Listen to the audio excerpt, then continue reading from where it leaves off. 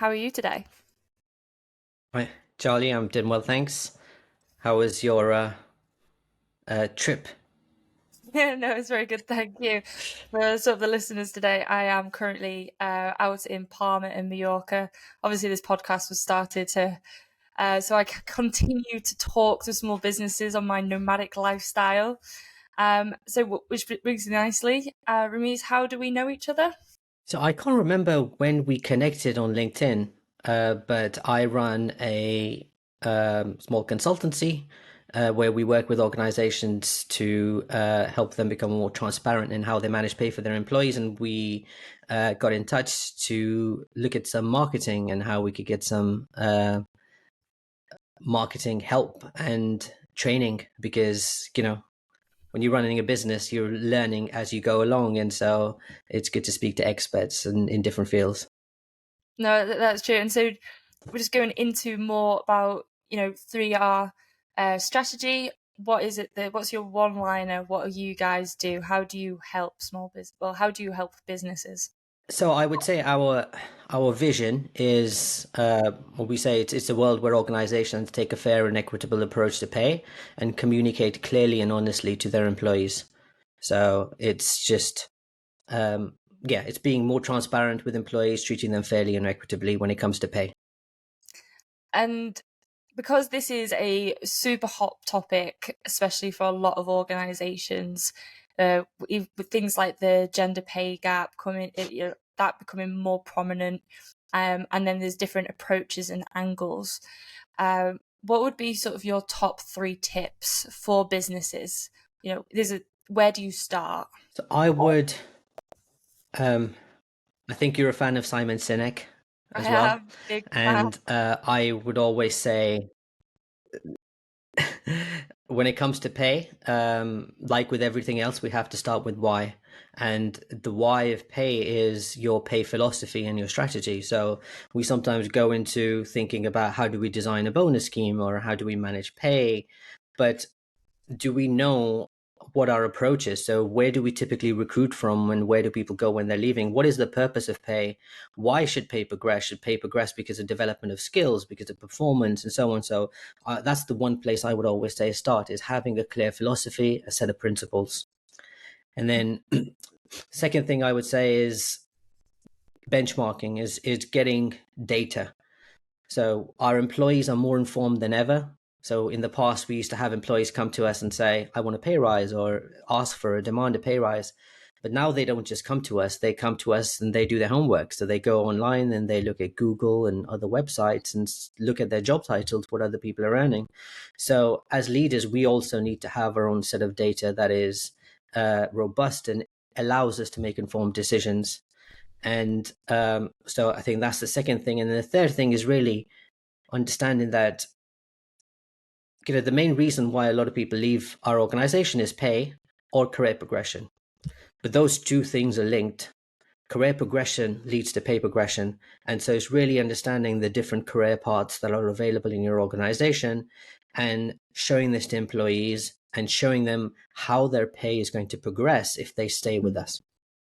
Because that's what would really love to focus on today's podcast, because a lot of the businesses will be listening, it might be their first time really building their team, building their A team, and then also being in that position where they've done all this hard work to bring on a great employee, build a great culture, and then as it is naturally, people get older, people's ambitions and wants change. So how we're talking, just talking there about pay progression, communication, transparency. Um, when say a business owner is looking at their team in front of them, they might have an employee for 2 years, and then they ideally want to keep that employee. What would be the first steps to look to keeping that employee for longer? So there are many things the researcher shows us that impact why employees are engaged in the workplace. And there's things like, the relationship with their colleagues, relationship with their line manager, their work environment, their physical work environment, their mental health. All of these things come into it. In terms of pay, I would say, pay is not really a motivator, right? So it helps when you're applying for jobs, it's the first thing that you look at. But once you join an organization, your monthly paycheck doesn't motivate you every month because you just take it for granted. So pay is not necessarily going to help you stay, but it will definitely make you leave if it's not managed in the right way. So pay is not necessarily a motivator, but it's definitely a demotivator. Mm. And so the critical thing in retaining employees is making sure that we are treating people fairly and equitably. And the latest research that was just published last month by a company called Josh Bersin, a Deloitte company, they did a lot of research and they found that well communicated pay equity is 13 times more important than higher levels of pay in retaining employees. Wow. So I would say that's the critical piece. Is it's not is making sure we get that right, we treat people fairly. Mhm. And then in terms of retention, I think people join often your organization because they identify with your vision and what you're looking to do, Mm. but they stay because of the community. Mm. And if you can build that community where you have a good team, you have good organization where people it's again like one of the things that Simon Sinek says is that people don't um, necessarily love what they do, but they love how they feel when they're in work at work, Yeah. whether it's in a physical place or virtually. And it's if you can make people feel that way because they get along and they trust their colleagues and they Yeah. have good relationships at work, then that's ultimately what's going to help them stay. I completely agree. Having, my own experience managing my team, when I always put a thing in place where I sit down with each and every one of them once a month. And yes, we go through some of the tools to see what their performance is like, where they need to go, and for their career progression side of things. But I get such a joy just hearing them talk about how they feel just connected with the other members of the team and actively wanting to spend time with those people outside of work hours. And there's something about hearing that from a boss's point of view, for the team leader point of view. It's nice. It's good. And you can see how much more you can visibly see how much more motivated they are, and they are excited to work at a company that is seen as like a destination. Now, you really put up on the point here about equity and making sure everything is fair. Now, when we do get into those discussions, it can be quite a subjective terminology because everybody's got their own perspectives and ideas on it. Is there any sort of definitions that you can bring to help put some clarity around what is seen as fair and what is seen as transparent, especially when now we're living in a culture where diversity and inclusivity is very much becoming more prevalent, more getting more visibility, and rightly so. I think the workplace is going in a nice direction, but I'd love to hear it from your point of view working for it as the expert. There are so you have the legal definition of what is equal pay, which is the Equality Act of 2010 in the UK, and then various countries have their own equality acts. And so in the UK, the legal definition is very confusing, and it essentially says uh, men and women should be paid equal pay for equal work if the work is considered to be of like work of equal value, or work rated as equivalent. Okay. And that's essentially saying that roles that have a similar responsibilities or similar level of skills and competencies should be paid in the same way. But that doesn't mean that everyone has to be on the same salary, Okay. because um, people bring different things to your organization. They have different skills, different experiences, and you just have to make sure that and this is where the fairness comes in, because you have the legal definition, but fairness is a universal concept. And how can we all be fair? And fairness is around making sure that we're consistent in how we make these decisions. So Mm. no, everyone doesn't need to be on the same salary, but if you have one person on £40,000 and another person on £50,000 in the same role as a finance manager, for example, we have to be very clear on why those differences exist. Mm. And those differences need to be consistent across your organization. And you can't say to one line manager, decide how you want to differentiate, and say to another line manager, decide how you want to differentiate, without giving them any guidance, Mhm. because then it's purely based on their opinion and their, what my line managers often say, my gut feeling. And we can't decide people's livelihoods on gut feeling. Yeah. So it's really being clear around, this is our process. So starting with why, purpose of pay. This is why pay progresses, because it's contribution, it's behaviors, and then defining what those behaviors look like at 40,000 versus 50,000, so that the employees are clear about this and line managers are making consistent decisions about it. Mm. And you make a very, very good point there of it is this consistency. It is having a solid process that you always fall to, and that is like, this is the way that we do things here, because this is the why.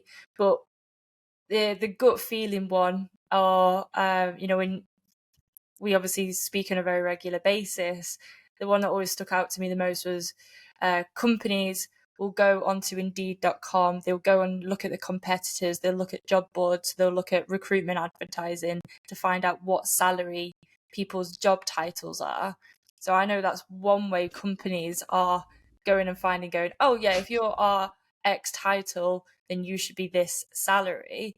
And then the alternative is the gut. But really the question is, how do these companies fall into this, let's call it a trap, this just fall into this way of working? So you mentioned the two options of, the gut feeling versus going online and looking Indeed, Total Jobs, all these websites. But there's a third way, which is the the preferred way of organizations doing this, which is to participate in a salary survey and pay for some data. And there are lots of big consultancies that run these salary surveys. The difference between these salary surveys and going on Glassdoor or Indeed is, when you go to Glassdoor or Indeed, let's say you're looking up somebody on your team and you're looking for a marketing analyst. Now, a marketing analyst can mean very different things in different organizations. So just basing it on job title can be very misleading. And secondly, those websites are typically based on advertised job salaries. And we know that you can advertise a job at a particular salary, and what you actually end up paying can be very different. It could be bottom of the band, top of the band, or even outside of the band. So companies should be participating in surveys to see what companies are actually paying, not willing to pay, but what they're actually paying for employees. And this is through those surveys. And it's not based on job titles, but it's based on the level of skills and responsibilities. Mm. Because it's always amazes me that we spend so much money on salaries, the highest cost, millions Yep. in some organizations, and then we're just trying to do everything for free to look at data and making sure that these millions are being spent in the right way. Mm. And all that happens when organizations are just going on websites like Indeed and Total Jobs is they're looking at the same information that the employee is looking at. Yeah. And so if you have a disagreement, all you're saying is, my research is better than your research. And so we're going with the number that I've researched and not your number. And what they really need to say is, look, there are flaws with this Yeah. data because that's why it's available for free. And so hence we pay for this data and participate in a survey. And this is our philosophy, this is our strategy, and this is why we want to use this to make pay decisions. And this leads us beautifully on communication, because if in the recruitment process, the employee onboarding process, you as an employer are going to your new recruit and going, hey, look, our decision is better than your decision, and you have to go our way, not your way. No, in none of that scenario are you making the employee feel welcomed, having a great onboarding experience, but also you're devaluing their thoughts, their value, their experience, their opinion. Um, and really, as you know, leaders. Let's put this is a leader position. A leader position, that's the opposite of what you want to be doing. You know, you're hiring this person because they are providing you with X skills, X value, and they want to be felt like they are seen and heard. You know, that's how people intrinsically feel good, and then you want to be them feel as one big whole, like as in one unit, one unit. So then, like you point out, comes back down to this communication, because there's one thing saying it, but it's how it comes across and how you say it. So what's then the next approach then for an employer? Because say they're an established business and they've been running the same way for years and years and years, and now you're coming forward with these strategies, with these new tools. How do you help them sort of turn it around and be in a more positive position? I would say, we need to first start to look at our approach, because you mentioned, and I think this is really important, how from the start communicating and building that relationship, because if you our approach to pay is so outdated. It's just very old, and there are some things that we've just been doing for so many years without really thinking about why we're doing it. So I'll give you, an example. When we advertise jobs, we often don't put a salary range on it. In fact, we ran a survey over 500 organizations and found that only 12% of organizations were publishing salary ranges for their employees to see. Okay. And if they're not publishing salary ranges for their employees to see, most of the time they're not putting it on job ads because the employees will see it. So when we're advertising jobs, we don't put a salary on it. And then when we interview candidates, what do we ask them? What is your current salary? Yeah. So if organizations are talking about diversity, equity, inclusion, but these are the things that lead to inequity, particularly in the diversity space, because if you're discriminated against or you're underpaid in your current job, we're saying, what do you currently get paid? And we're transferring that inequity to our organization. That's one example. I think another example is, and I know there's disagreements on this point with a lot of people, but probationary periods, I think, is another one. It's not a great way to start a working relationship where we do interviews, we do tests, we employ somebody, and then we pretty much put them on a test, say, prove to us that, you can be part of the team, and then we'll give you access to the benefits that everyone else has. We'll give you the pay rise that you deserve after the probationary period. And I think, again, that's not a great way to start a working relationship. And we should think about, as HR and leaders, how we can treat our employees like adults. And I think fundamentally I would say at a basic level, that's what it is treating people like adults and not like children, by not sharing any information with them and saying, prove to me that you can be trusted. Yeah, it's like organizations having run in the past is like, we are the parents, you are the children, and this is how it's going to be. It's no, we're going to have adult to adult conversation. this is the ego. If we want to go really into it, this is the ego matrix. But I think the probationary period is quite an interesting one. If we could just delve more into that. So, what sort of be the alternative approach that would give a lot more fairness and a more adult relationship, shall we say? So again, I would ask about the probationary period. So what is the purpose of having that probationary period in there? Mm-hmm. Is it because you're not sure that you've hired the right person? Is it because you want to make it easy for you to remove that person or get somebody else if it hasn't worked out? So I think it's really thinking about the purpose of the probationary period, and is there something else that we can do that might be more effective? I think there's also a big, we talk about the companies taking a risk when hiring people, and so probationary period is something they need, but it's a much bigger risk for the employee who's quitting their job in most cases. They might even be relocating. This is what pays their mortgage, so they're taking a massive risk. And I think, again, we need to start that relationship on an equal footing rather than saying, you've taken all of these big risks, we want you to come and work for us, but there's a risk involved because there's a good chance we could get rid of you in the first 3 months. And I think all of that that definitely impacts their performance, because they're working in an environment in those first 3 months where they don't necessarily feel safe, and they're always having to try and second guess themselves.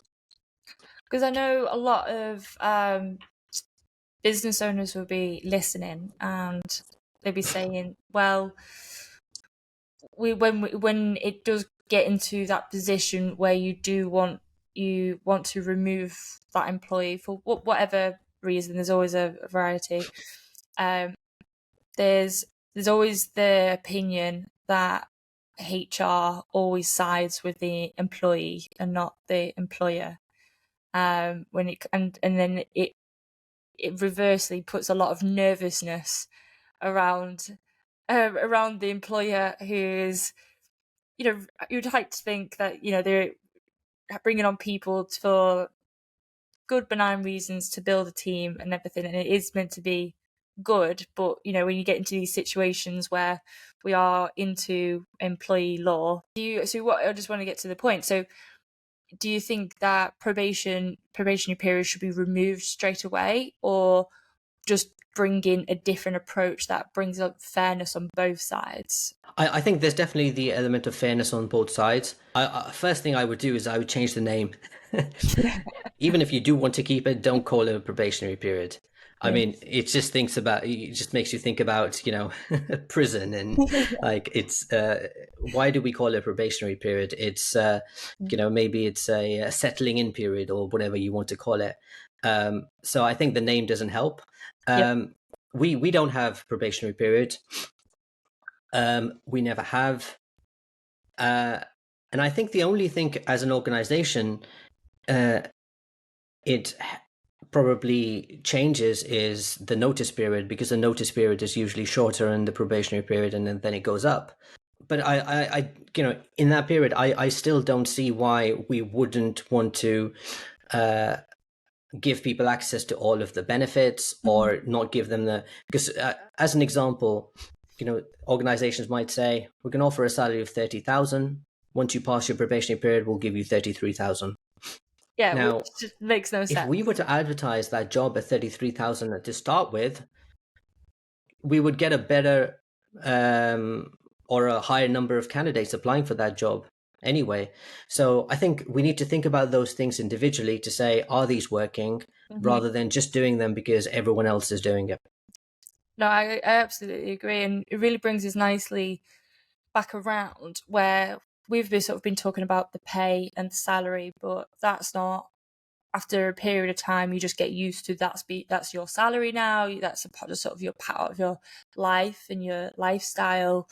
And you mentioned there about the benefits. Now I'm fortunate that my partner has benefited from your work, because you work with the company he's at. And I certainly sort of feel it in my life. But what would be really good examples of benefits or extra things that could be part of the salary package that is not necessarily as considered as much, and is more in line with the modern workplace and the modern lifestyle? When it comes to benefits, I think it's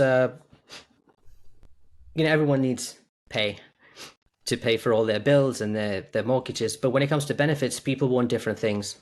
So I would say the modern approach or the progressive approach is, particularly as you grow in larger organizations, is thinking um, about how can we personalize the benefits experience for our employees, not having a one size fits all approach. So you might have a core set of benefits that everyone needs to have, like pension, which is auto enrollment is a compulsory thing, but we know there are differences by generations. Different generations prefer different benefits. Differences based around where people might be based. If you're in London, you might want help with your season ticket. Elsewhere, you might want a cycle to work scheme and so on. So it's how do we personalize the benefits experience? And I think it's giving choice to people rather than sometimes, we see leadership teams thinking pension contributions and everyone and the Gen Z employees are thinking, well, I want something now. So Yeah. it's the progressive approach, I would say, is really thinking about not a one size fits all approach. I think that really rings home true for me. Where kind of we've approached it in KUB Vision to Success, my business, is that because I have those one-to-ones, I've asked them straight and went, what are your needs in order for you to be able to perform your job at your best? I literally ask that direct question, and I say to them, take some time, really think about it, and give me that list. So an example is just having the ability to work from a different country. So her, there's one particular example. Her values is being able to travel. Now I know that she's good at her job. She's very, very conscientious, and she always endeavors to hits deadlines. So from an employer point of view, I have no worry that quality and standards and experience is going to go down for my clients. So for me to say, yeah, if you want to stay within the tax laws, I always say that about when it comes to travel, people should be aware. If you stay within the UK tax laws, you can work wherever you want. As long as we see each other in person every so often at some point, go for it. Let's do this. And it just, that little bit of flexibility and happiness, it just goes a long way. It's nice for her to call me from the south of France, for example. She's like, yeah, I've had a lovely weekend. I'm like, great. It makes for far more a better relationship. So I particularly really like that. Now, one kind of sort of final question: if resources wasn't a limitation or a cap, if it was endless, whether that is time, money, people, for example, what's the one thing that you would love to change in your industry? Good question. I think it would be, our objective is around pay transparency. It's about fair and equitable approach to pay. But I told you that stat of 12% of organizations publishing pay ranges. So this is not going to happen overnight. It's going to take a long time. Mm. And so while we work on this, I think in the meantime, what we really need to do is to give more support to employees in trying to force this issue as well, to get fair and equitable pay in the workplace if their organizations are not doing this. And so the one thing I would probably do is some research or in this area. How can we, for example, use AI to provide more support and guidance to employees in how they can ask for their fair and equitable salary? Because what tends to happen is the people that are most vocal, the people who are good at negotiating end up getting a lot more, and the people who are nice and stay quiet don't, because it's a question of, organizations think, well, they didn't ask me for a pay rise, so why would I give it to them? And the people that do, so those are the things that cause inequities. And so we need to give people guidance. So that's what I would focus on, is how can we support employees, give them guidance, give them more information and tools to enable them to force this issue on their side, while we try and work with organizations on our side.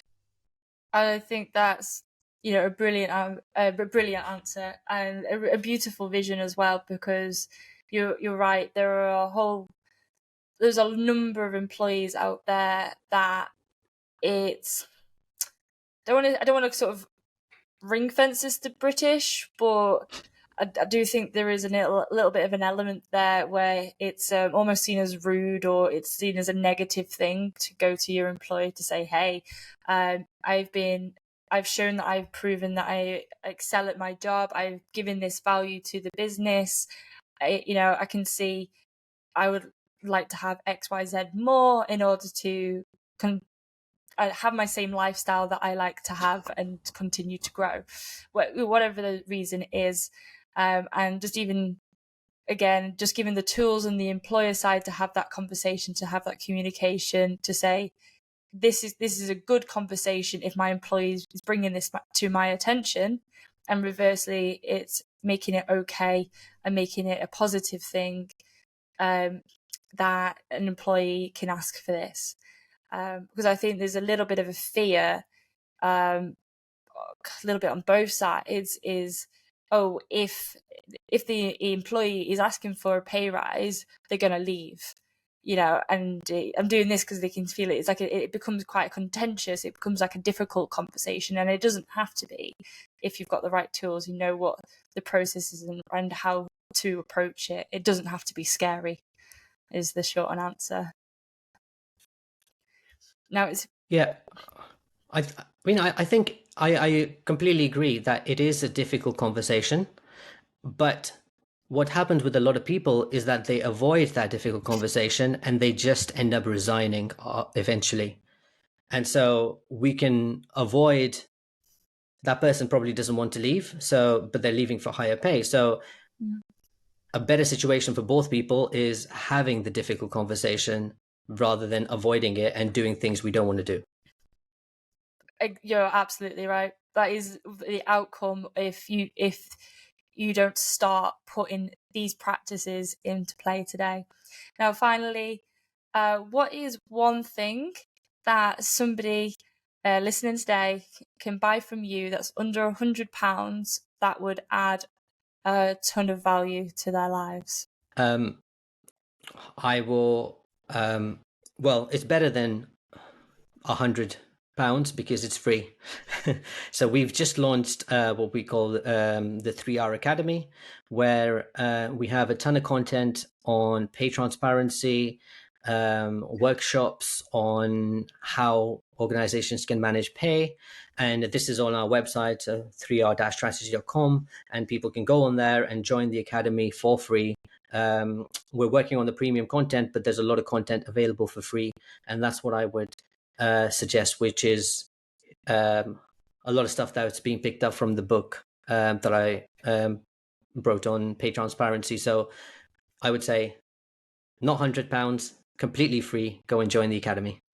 And for the listeners as well, I've been in the 3R Academy, and there is white papers, case studies, workshops, articles.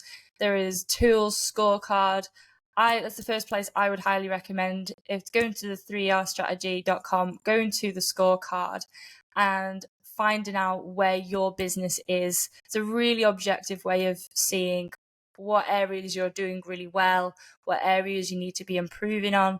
And then there is, like you said, there is a whole bunch of free content and exercises that you can do to start improving your business today. So you can go and get that from Rameez. And then you can get Rameez. Am I right in saying you can get your book from Amazon? Is there people can type in? Yes. It's called A Case of the Mondays. A Case of the Mondays. I It's love. on available on Amazon and Audible.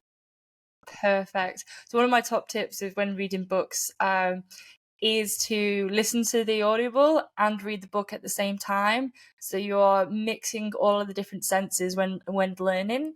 So make sure you buy both, listen to them at the same time. You'll go through it quicker and you'll absorb more of the information, because I hope, as you can see from today's podcast, we're just touching, scraping the top of the iceberg. There is so much more when you really get into it, and especially when you're practically applying it as well. It's a whole different ball game. It was so easy for us to talk about it today. We can change the world, but it's really about doing. So thank you so much for your time today. I know you're a very, very busy person, so I do appreciate it. And I hope you'll come on to another episode sometime soon. Thanks, Charlie. Thanks a lot.